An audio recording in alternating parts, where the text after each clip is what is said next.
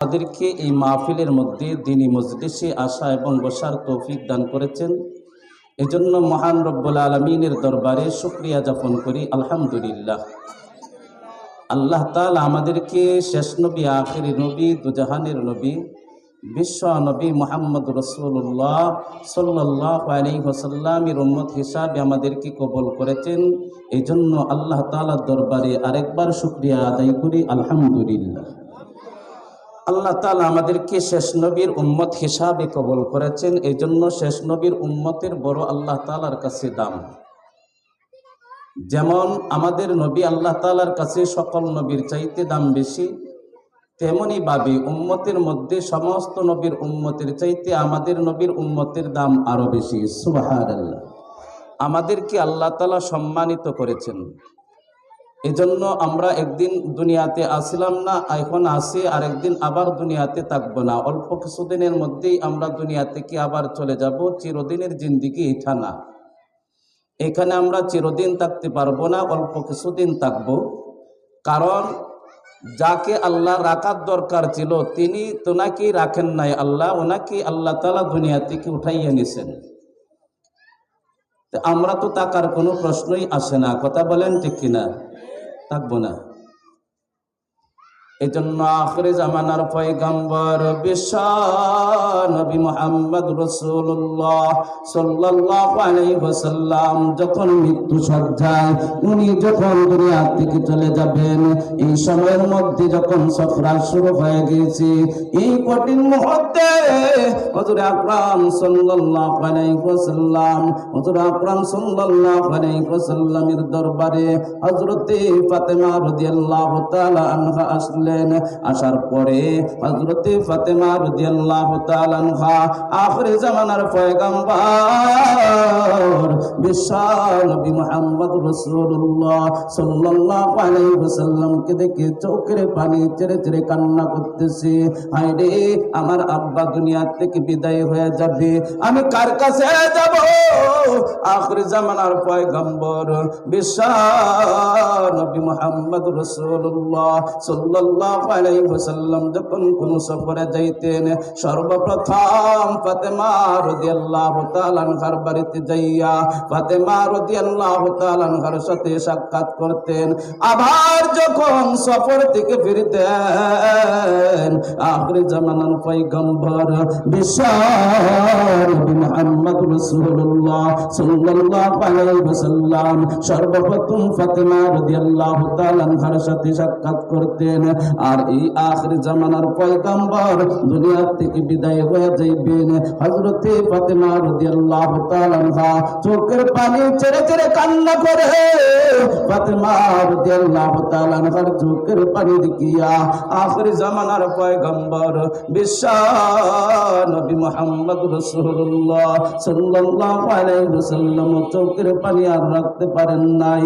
হুজুর আকরাম সাল্লাল্লাহু আলাইহি ওয়াসাল্লাম কান্না করতেছেন। এক পর্যায়ে যাইয়া হযরতে ফাতেমা রাদিয়াল্লাহু তাআলা আনহাকে আখিরি জামানার পয়গম্বর বিশ্ব নবী মুহাম্মদ রাসূলুল্লাহ সাল্লাল্লাহু আলাইহি ওয়াসাল্লাম ডাক দিলেন, ফাতেমা আমার কাছে আসো। তখন ফাতেমা রাদিয়াল্লাহু তাআলা আনহা হুজুর আকরাম সাল্লাল্লাহু আলাইহি ওয়াসাল্লামের কাছে গেলেন। যাওয়ার পরে হুজুর আকরাম সাল্লাল্লাহু আলাইহি ওয়াসাল্লাম বলেন, ফাতেমা চোখের পানি আর ছাড়িও না, তোমার চোখের পানি দেখি আমি বিশ্ব নবী সহ্য করতে পারি না। সুবহানাল্লাহ। বিশ্ব নবী সহ্য করতে পারি না। ফাতেমা রাদিয়াল্লাহু তাআলা আনহাকে আল্লাহর নবী বলেন, ফাতেমা তোমার কানটা আমার মুখের মধ্যে লাগাও। হুজুর পাক সাল্লাল্লাহু আলাইহি ওয়াসাল্লামের জবানের সাথে হযরতে ফাতেমা রাদিয়াল্লাহু তাআলা আনহার কান লাগাইলেন। এর মধ্যে হুজুর পাক সাল্লাল্লাহু আলাইহি ওয়াসাল্লাম ফাতেমাকে বললেন, ফাতেমা তুমি কান্না করিও না, আমি দুনিয়া থেকে বিদায় হয়ে যাওয়ার পরে সর্বপ্রথম তোমার সাথে আমার সাক্ষাৎ হয়ে যাবে। সুবহানাল্লাহ। সুবহানাল্লাহ। সর্বপ্রথম তোমার সাথে আমার সাক্ষাৎ হবে আখির জামানার পয়গম্বর বিশ্ব নবী মুহাম্মদ রাসূলুল্লাহ সাল্লাল্লাহু আলাইহি ওয়াসাল্লাম যখন ফাতেমা রাদিয়াল্লাহু তাআলা আনহাকে কথা বললেন, তখন সাথে সাথে ফাতেমা রাদিয়াল্লাহু তাআলা আনহা কান্না বন্ধ করিয়া মুস্কি একটা হাসি মারছেন।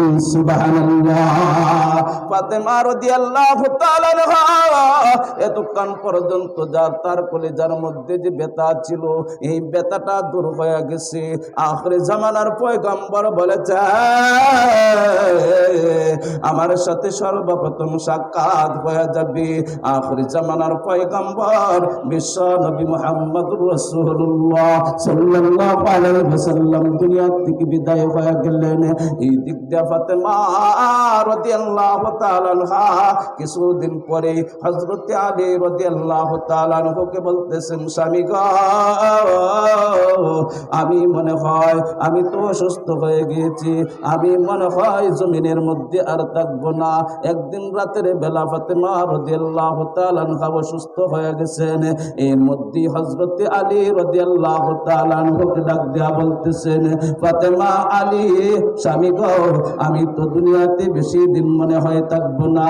এই পর্যায়ে যাইয়া ফাতেমা রাদিয়াল্লাহু তাআলা আনহা বলতেছেন, স্বামী, আমার শরীরটা আস্তে আস্তে দুর্বল হইতে লাগলো, আমি মনে হয় আজকের রাত্রি দুনিয়া থেকে বিদায় হয়ে যাইব। এই কথা বলার সাথে সাথে হযরত আলী রাদিয়াল্লাহু তাআলা আনহু চিন্তা করলেন, আমার ফাতেমা জমিনের মধ্যে আর থাকবে না। হযরত আলী রাদিয়াল্লাহু তাআলা আনহু চোখের পানি ছেড়ে ছেড়ে কান্না শুরু করে দিয়েছে। হায়রে, কিছুদিন আগে আখির জামানার পয়গম্বর বিশ্ব নবী মুহাম্মদ রাসূলুল্লাহ সাল্লাল্লাহু আলাইহি ওয়াসাল্লাম দুনিয়া থেকে বিদায় হয়ে গেছে। আমার কলিজাটা আলাদা হয়ে গেছে। এখন পর্যন্ত আমার কলিজা জোড়া লাগে না। আর এই মুহূর্তে আবার ফাতেমা দুনিয়া থেকে চলে যাবে, আমার কলিজার মধ্যে আর মানাইতে পারতেছি না।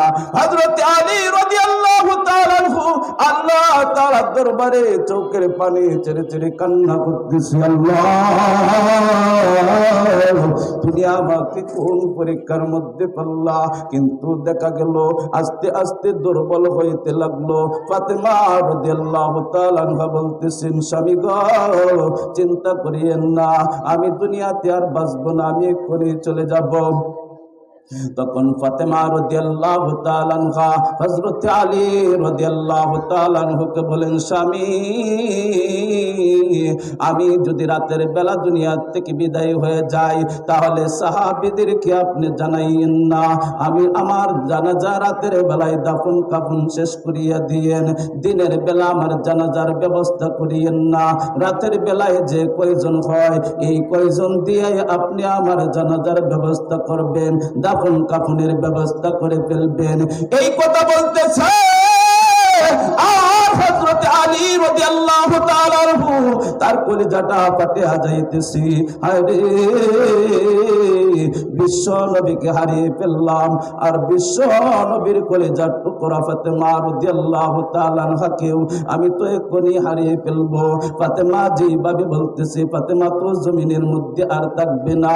এই দিক দিয়ে হযরত আলী রাদিয়াল্লাহু তাআলা আনহু, হযরত আলী রাদিয়াল্লাহু তাআলা আনহুর দুই ছেলে হযরত হাসান আর হুসাইন রাদিয়াল্লাহু তাআলা আনহু, হুসাইন রাদিয়াল্লাহু তাআলা আনহু দুনো ভাই একজন গলার মধ্যে দড়ি আর একজনে কান্নাকাটি করে, হায় রে,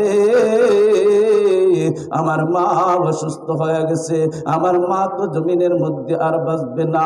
হযরত আলী রাদিয়াল্লাহু তাআলা আনহু দুর্বল হয়ে যাইতেছেন, শক্তি হারিয়ে বলতেছেন।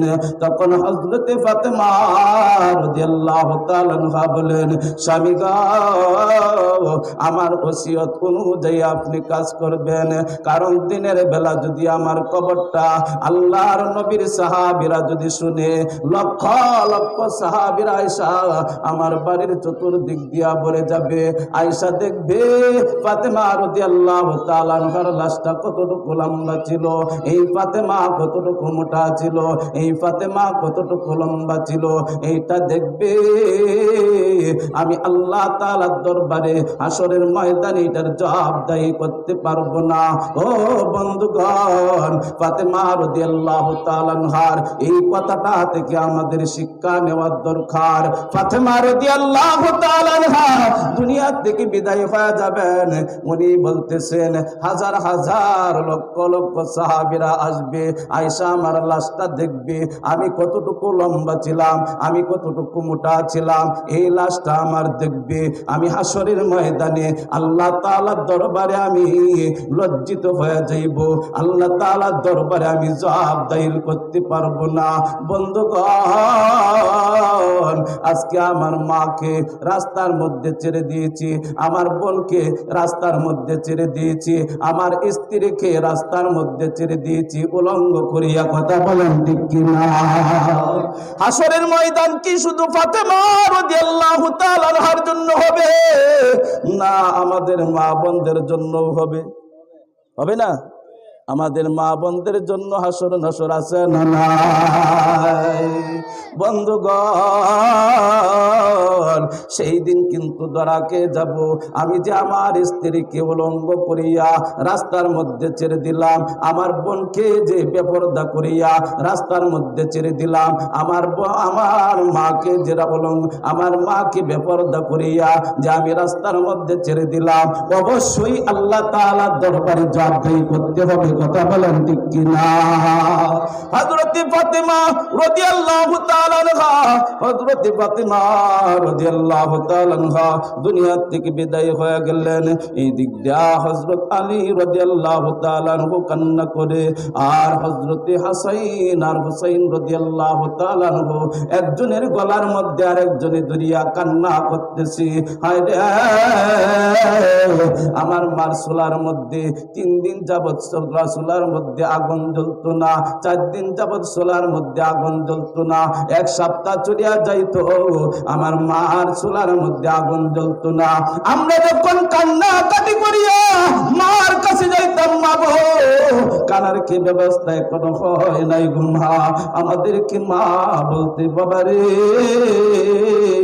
তোমার নানার কাছে যাও, আমাদেরকে নানার কাছে পাঠাইয়া দিতেন। আমরা যখন নানাজির কাছে আখির জামানার পয়গম্বর বিশ্ব নবী মুহাম্মদুর রাসূলুল্লাহ সাল্লাল্লাহু আলাইহি ওয়াসাল্লামের দরবারে যখন যাইতাম, নানার নুরানি চেহারা দেখিয়া আমাদের পেটের ক্ষুধা নিবারণ হয়ে যাইত। সুবহানাল্লাহ, আমাদের পেটের ক্ষুধা নিবারণ হয়ে যাইত। আজকে তো আমার সেই নানাও চলে গেছি, আর আমার মাও চলে গেছি। কার কাছে যাইব? কার কাছে যাইয়া দুঃখের কথা বলবো? কার কাছে যাইব? এই দিক দিয়ে হযরত আলী রাদিয়াল্লাহু তাআলা আনহু চোখের পানি ছেড়ে ছেড়ে কান্না করতেছে, দরজার মধ্যে হেলান দিয়া চোখের পানি ছেড়ে ছেড়ে কান্না করতেছে। ফাতেমা যে ওসিয়ত করে গেছেন 2-4-5 জন দিয়ে এই জানাজা শেষ করে দেওয়ার জন্য, দাফন কাফন শেষ করে দেওয়ার জন্য। এখন আমরা তো মাত্র বাপ বেটা আছি 3 জন, এরপরে হাসাইন আর হুসাইন হইল ছোট্ট মানুষ, এরা তো কাটালির মধ্যে ধরতেও পারবে না। হায়রে কি করব? ফাতেমার লাশটা আমরা কিভাবে দাফন কাফন করব? এইভাবে দরজার মধ্যে হেলান দিয়া হযরত আলী রাদিয়াল্লাহু তাআলা আনহু চোখের পানি ছেড়ে ছেড়ে কান্না করতেছে। আর ওই দিক দিয়ে আখির জামানার পয়গম্বর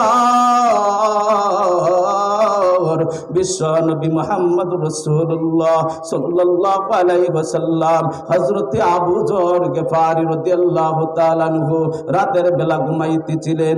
এই ঘুমের মধ্যে আখির জামানার পয়গম্বর হযরত আবু যর গফারি রাদিয়াল্লাহু তাআলা আনহুর ঘরে আয়েশা হাজির হয়ে গেছেন। সুবহানাল্লাহ, আখির জামানার পয়গম্বর বিশ্ব নবী মুহাম্মদ রাসূলুল্লাহ সাল্লাল্লাহু আলাইহি ওয়াসাল্লাম আবু যর গিফারির বাড়িতে যাইয়া হাজির হয়ে গেছেন।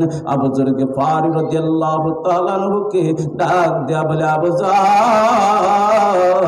এখন তুমি ঘুমাইতেছ, তাড়াতাড়ি ঘুম থেকে উঠো, আলীর বাড়িতে যাও। হযরত আলী রাদিয়াল্লাহু তাআলা আনহুর স্ত্রী আমার ফাতেমা রাদিয়াল্লাহু তাআলা আনহু আর জগতের মধ্যে নাই, তার দাফন কাফনের ব্যবস্থা করার জন্য তুমি চলিয়া যাও। হযরত আবু যর গিফারি রাদিয়াল্লাহু তাআলা আনহু ঘুম থেকে লাফ দিয়া উঠলেন। আখির জামানার পয়গম্বর বলে দিয়েছেন, ঘুম থেকে লাফ দিয়া উঠলেন, দৌড় দিলেন হযরত আলী রাদিয়াল্লাহু তাআলা আনহুর বাড়িতে। যাইয়া দরজার মধ্যে টক টক টক টক করতেছে। হযরত আলী রাদিয়াল্লাহু তাআলা আনহু বলেন, কে? উনি বলতেছেন, আমি আবু যর গিফারি। এত রাত্রে কেমনে কেন আসছেন?